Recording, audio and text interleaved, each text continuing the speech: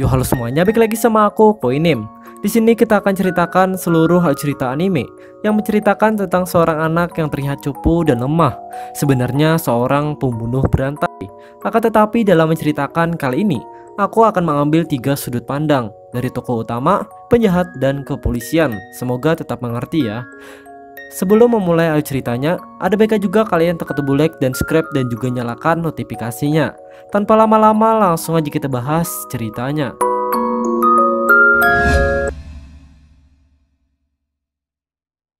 Awal episode di sebuah kerajaan Krimuna, tepatnya pada malam hari ada sebuah kejadian di mana 3 saudara psikopat mengajar seorang wanita di sebuah hutan.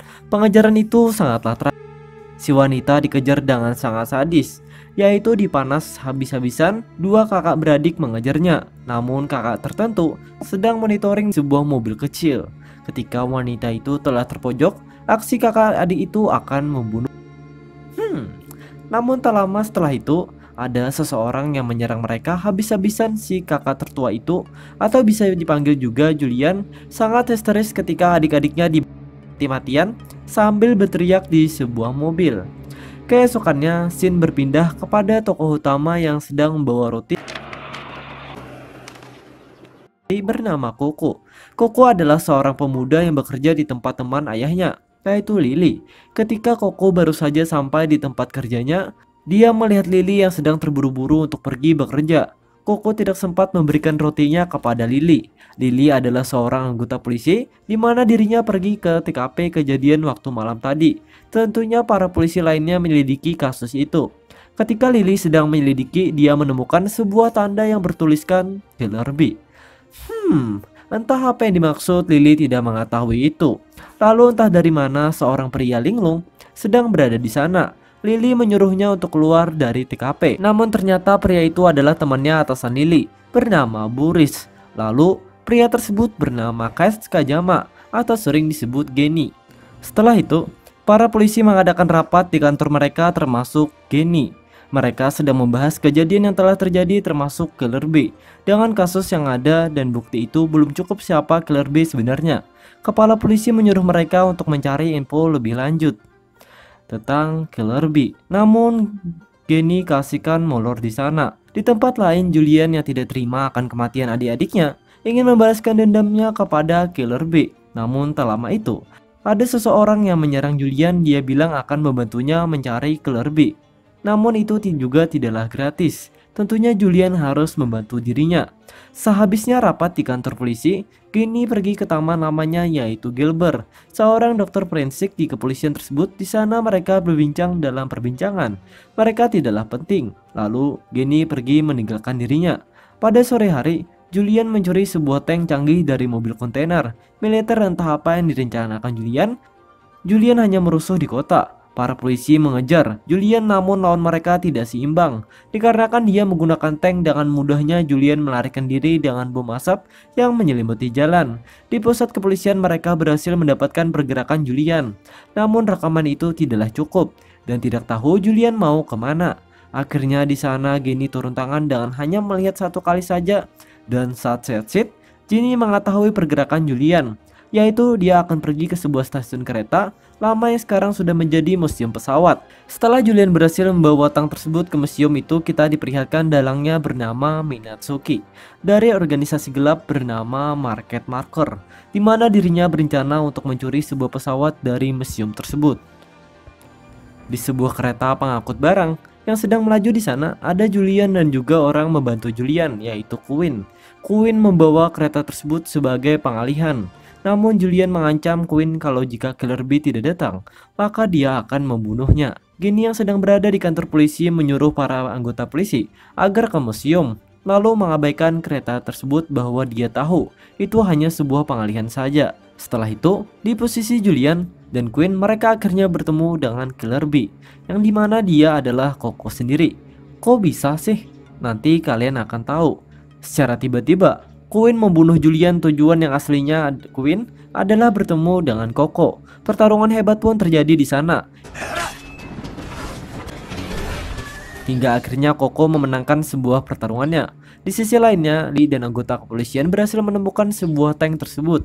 Namun di dalamnya tidak ada siapa-siapa, termasuk juga di museum itu. Karena Minatsuki telah tahu bahwa aparat kepolisian akan segera tiba. Dia kabur menggunakan pesawat dan berhasil membawa gas beracun yang dia telah curi. Hingga pada keesokan harinya, penyelidikan di sebuah kejadian kereta api, para polisi dikagetkan bahwa kereta itu membentuk sebuah simbol Killer Bee yang dibuat oleh Koko. Di tempat lain, Koko bergumam dengan berkata, "Kau pasti telah banyak melihat simbol itu. Aku akan terus membunuh hingga kau menemukanku." Entah apa yang dimaksud, yuk lanjut. Hingga pada beberapa hari berlalu, ada seorang ilmuwan yang sedang uji coba gas beracun ke sebuah kelinci percobaan di sebuah lab itu. Tentunya mereka bekerja sama dengan market marker. Di sisi lain, kita diperlihatkan aktivitas Koko yang sedang bekerja di tempat kerjanya, yaitu toko biola, di mana dirinya berhasil memperbaiki biola dengan sangat mudah. Sampai-sampai ayahnya Lily bangga mempunyai karyawan seperti dirinya. Di waktu bersamaan ada sebuah kasus di mana kasus tersebut ada pembunuh berantai yang terjadi di sebuah gereja dengan simbol Killer Bee. Geni yang ikut menyelidiki kasus tersebut mengetahui bahwa simbol itu sangatlah berbeda apa yang dia lihat di simbol Killer Bee yang asli. Tak lama setelah itu, ada seorang polisi yang memberitahu mereka bahwa ada seseorang yang dibunuh di sebuah ruangan. Ternyata orang tersebut mati sadis dengan kulit melepuh, dan juga dirinya membawa sebuah undangan di mana akan ada pesta amal di sebuah hotel itu. Adalah sebuah tanda menunjukkan bahwa ancaman akan dilakukan di sebuah hotel di pesta amal. Apalagi ada menteri kota di sana. Di tempat Gelber Geni mengunjungi dirinya seperti biasa. Gelber mengetahui apa yang terjadi dengan orang yang melepuh, di mana itu disebabkan oleh gas beracun yang sangat berbahaya. Apalagi gas itu pernah menyerang mayat yang dia pernah periksa. Gelber bilang kepada Geni, kenapa dia selalu ikut campur di urusan kepolisian walaupun dia telah pensiun 10 tahun lamanya di kantor polisi. Dia bilang, lagi apa kamu mencari dirinya? Sudah 7 tahun lamanya dia selalu mencari dia. Apa yang dimaksud? Kita masih belum mengetahuinya nih. Di sana Geni hanya ngomong bahwa dirinya akan segera bertemu dengan si pembunuh. Sorenya, Koko sedang bekerja seperti biasanya. Namun dia beralasan bahwa tangannya tergores selalu meminta pulang lebih awal untuk mengobatinya. Dan pada malam harinya, para polisi bergegas untuk lebih awal agar mereka bisa menjaga hotel tersebut dengan ketatnya. Mereka memasang sebuah sensor anti logam di pintu masuk dan menjaga setiap kamar di hotel tersebut. Terutama Kayla yang menjaga di kantor pusat menggunakan alat canggih di mana semua pergerakan yang ada di hotel bisa terlihat. Namun usaha para polisi gagal karena gas beracun itu telah terpasang dikarenakan ada salah satu polisi yang telah mereka bunuh di tempat area 27. Tanpa kita sadari, Koko juga sudah berada di sana. Dengan menggunakan penyamaran dirinya di sana, Koko menemukan kelompok market marker yang menyamar menggunakan baju uiran atau baju tradisional Jepang. Dan tentunya di hotel itu Minatsuki dan kelompoknya ada di sana untuk melihat sebuah pesta kejahatannya. Koko bergegas untuk mencari wanita berpakaian uiran itu. Di waktu bersamaan juga salah satu penjahat menyamar menjadi seorang pelayan di sana. Tak lama setelah itu, Kayla mengetahui pergerakan penjahat tersebut. Dia meminta para polisi yang berada di sana untuk menghentikan dirinya. Si penjahat itu dengan cepatnya mengeluarkan pisau dan ingin membunuh Perdana Menteri. Namun usaha mengkhianati hasil. Ternyata dengan mudahnya Mario menangkis hal tersebut. Mario bertanya kepada dirinya, apa tujuan mereka? Di sana pelaku merasa senang karena itu hanya sebuah permulaan saja. Tiba-tiba sistem keamanan mati dan juga lampu-lampu di sana menjadi padam. Semua pintu masuk dan keluar juga ditutup. Si pelaku tadi bilang bahwa dirinya telah memasang gas beracun di hotel itu. Dan juga di sana ditayangkan sebuah video efek dari gas tersebut. Orang-orang di sana berteriak ketakutan dan ingin keluar dari hotel. Kembali lagi kepada Koko. Di sana Koko bertemu dengan wanita tadi atau anggota market marker yang bernama Izanami. Dia berkata memancing Koko keluar adalah hal yang sangat mudah. Di sana Izanami dan Koko bertarung di lantai paling atas. Di sebuah balon Koko bertanya siapa mereka sebenarnya. Geni yang sedang berada di halaman hotel melihat sebuah ledakan yang datang dari atas hotel. Izanami dan Koko bertarung mati-matian. Sampai-sampai mereka bertarung di luar hotel. Izanami berusaha untuk kabur namun Koko mengejarnya dengan menggunakan kekuatan sayapnya. Mereka Kejar-kejaran sampai keluar dari area hotel, Geni yang melihat itu bergegas untuk mengejar mereka. Koko terus bertarung hingga dirinya dibawa ke sebuah bukit yang akan mendekati sebuah danau. Geni terus saja mengejar mereka menggunakan sebuah mobil. Di sisi lain, orang yang meretas keamanan polisi tersebut dibunuh oleh anggota market marker sendiri, yaitu Kak Amoy. Di sana Kayla dengan leganya membukakan pintu di hotel tersebut. Tapi sayangnya di tempat lain Minatsuki mengaktifkan gas beracun itu yang menyebabkan orang-orang yang berada di hotel pingsan dan termasuk Lily dan kawan-kawannya. Eric memaksa Kayla untuk membuang gas itu keluar hotel agar tidak terlalu menyebar ke penjuru hotel. Walaupun risikonya besar juga, Eric akan bertanggung jawab jika gas itu menyebar ke seluruh kota. Lalu Eric menyuruh Geni untuk kembali ke TKP. Namun Geni tidak mempedulikan hal tersebut karena dirinya percaya gas itu hanya omong kosong saja. Dia teringat kasus pencurian pesawat di kasus kemarin, bahwa dirinya percaya bahwa itu hanya sabotase saja. Dan gas itu bukanlah gas beracun, itu hanyalah sebuah gas tidur. Kembali ke Koko, dirinya dan Izanami sedang berada di tengah danau. Koko yang sedang merasa capek, dia berkata di mana dia. Izanami dengan akal liciknya menggoda Koko dan berkata, apa yang kau harapkan dari dia? Apakah dia sebuah pencerahan bagimu? Atau mungkin kamu kangen dengan kenangan kalian? Dengan amarahnya Koko mengeluarkan semua kekuatan agar jangkrik ini tidak berisik.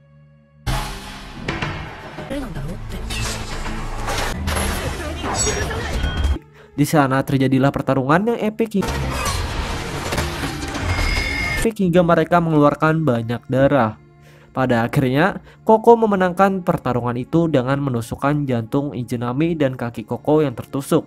Di sana Izanami berkata, ambillah kakiku, mungkin akan membantu dirimu di suatu hari nanti. Dan sentuhlah Canopus. Apa yang mereka maksud kita akan tahu nanti nih. Pada akhirnya, para warga di hotel selamat walaupun ada beberapa yang mati dan luka berat. Lalu Geni yang telat mengajar Koko dan Izanami ke sebuah danau. Dia tidak menemukan mereka di sana. Setelah beberapa hari kita diperlihatkan skin flashback di mana Geni sedang memaksa untuk masuk ke ruangan operasi, ingin melihat wanita itu. Gilbert dengan berusaha keras untuk mengobati wanita itu. Namun dunia berkata lain, dia harus pergi ke dunia lain. Lalu di sana Geni sangat sedih melihat akan hal itu, dan itulah sebabnya Geni berhenti dari kepolisian 10 tahun yang lalu. Pada siang harinya, Koko ingin pergi ke sebuah perpustakaan kerajaan. Di sana dirinya sehat seperti biasa. Apalagi kaki yang tertusuk kemarin telah dibarter sama kaki Izanami. Lalu tak lama setelah itu, kebetulan sekali Lily yang sedang mengendarai mobil lalu mengajak Koko untuk bareng ke tempat tujuan. Di sana mereka saling ngobrol. Di obrolan itu, Koko menanyakan apa itu Canopus. Lily mengetahui hal tersebut langsung memberitahu Koko. Canopus adalah sebuah bintang di mana garis lintang menuju sedikit ke arah selatan. Semoga kalian paham nih. Setibanya di perpustakaan, Koko saling berewatan dengan Geni. Namun ketika Koko melihat ke belakang Geni, sudah tidak ada, dikarenakan dia terjatuh dari tangga. Singkat cerita, Geni kembali ke kosannya. Ternyata dia disambut oleh Lily yang berada di sana. Geni menyuruhnya untuk pergi, namun Lily sangat keras kepala. Dia ingin mengobrol dengannya. Setelah obrolan tentang Killer Bee selesai, Geni marah dan membanting semua yang ada di atas meja. Dirinya mengatakan bahwa Lily tidak cocok akan hal kasus ini. Itu bisa saja membahayakan dirinya. Lily kepedean bahwa dia akan terus mengikuti kasus ini sampai selesai. Setelah beberapa jam juga satu persatu rekan tim polisi ikut nongki di kosan Geni.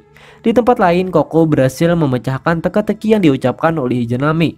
Setelah melihat garis lintang-lintang, dia tahu bahwa dia harus ke sana. Di malam tadi, ada kejadian di mana Bran dibantai habis-habisan di sebuah lift. Para polisi menyelidiki kasus tersebut. Bran berhasil selamat namun dalam keadaan koma. Di sana dokter memberikan jam tangan ke Geni. Karena itu Bran menyuruh dokter untuk memberikan kepadanya. Keesokan harinya, Koko sedang berada di sebuah toko biola bersama ayahnya. Lily di saat bersamaan, Koko melihat Lily dan Geni sedang berjalan bersama. Dengan rasa kepo dia mengikuti mereka. Di sana mereka pergi ke kantor polisi. Lily pergi ke arah tempat Kayla dan Geni pergi mengunjungi Gilbert. Geni berbincang soal jam tangan yang diberikan Bran. Di sana tentunya Koko mendengarkan semuanya. Hingga pada suatu saat ada seorang penjahat di sebuah ruangan pemulihan yang ingin membunuh Bran. Tanpa disadari Geni sudah ada di sana. Dia tahu siapa dirinya dengan membaca sebuah jam yang ditinggalkan Bran kemarin. Dia tahu ada terdapat kode jam itu yang berhuruf JHR atau Jen Henry Ricard, dan tentu saja si pelaku adalah Jen. Di sana Jen berperilaku aneh hingga dirinya bunuh bunuh diri nih. Tak lama setelah itu, Koko menyerang Geni lalu Lily yang sedang mencari Geni menemukan kejadian tersebut di mana Jen mati tak berdaya di lantai sana. Koko hanya membawa Geni ke suatu tempat dirinya hanya ingin sedikit mengobrol. Tentunya Geni sangat senang melihat Killer Bee di hadapannya. Geni berkata dia mengetahui segalanya, termasuk lambang Killer Bee. Dia mengatakan lambang itu sebuah kombinasi di mana angka 4 Romawi dan angka 13. Geni mengetahui jika Koko sedang mencari seseorang. Koko yang terkejut mendengar semua perkataannya langsung spontan menanyakan di mana Yuna. Itu adalah nama orang yang selama ini dia cari. Dan terjawablah. Lalu Geni di sana ingin pulang sembari berkata, "Tunggulah besok di sebuah kuil dan aku akan menjawab semua pertanyaanmu." Dikarenakan kasus Jen bunuh diri, akhirnya Geni menjadi buronan polisi. Pada akhirnya, Boris menceritakan semuanya kepada Geni tentang hal tersebut. Singkat cerita, di markas marker Minatsuki menyuruh Yuna untuk membawa Koko ke hadapannya. Entah mengapa Yuna sama sekali tidak mengenal Koko. Minatsuki memberikan sebuah topeng untuk dirinya pakai. Di sisi lain, di kuil yang telah dijanjikan Geni, dia berkata di mana Koko adalah anak dari panti asuhan yang bernama Juala Blanca, termasuk Yuna sendiri. Koko terkejut dengan hal itu. Dari mana dia tahu itu semua? Lalu Geni sedikit berdongeng di sana di abad 16. Ditemukanlah sebuah fosil leluhur kuno di atas puncak gunung. Fosil itu sering disebut dewa. Pada akhirnya para ilmuwan meneliti fosil tersebut, di mana para ilmuwan ingin membuat generasi baru dari fosil tersebut.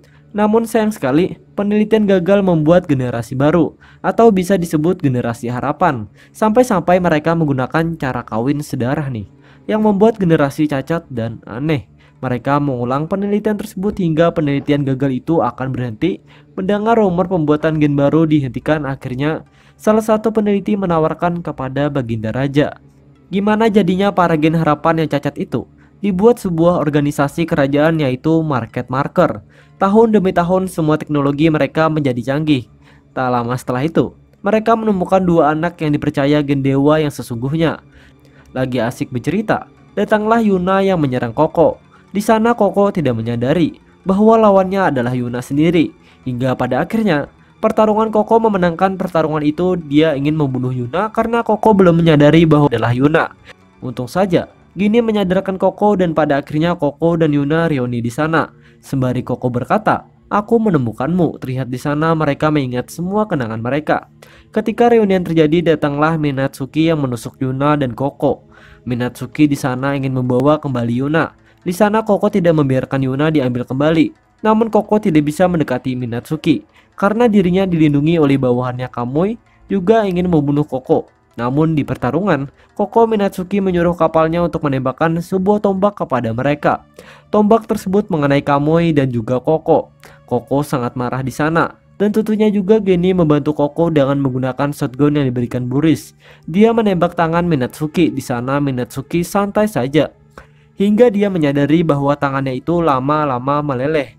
Setelah itu Minatsuki mundur karena dia ingin mengobati lukanya itu. Geni membawa pulang Koko dengan mobilnya.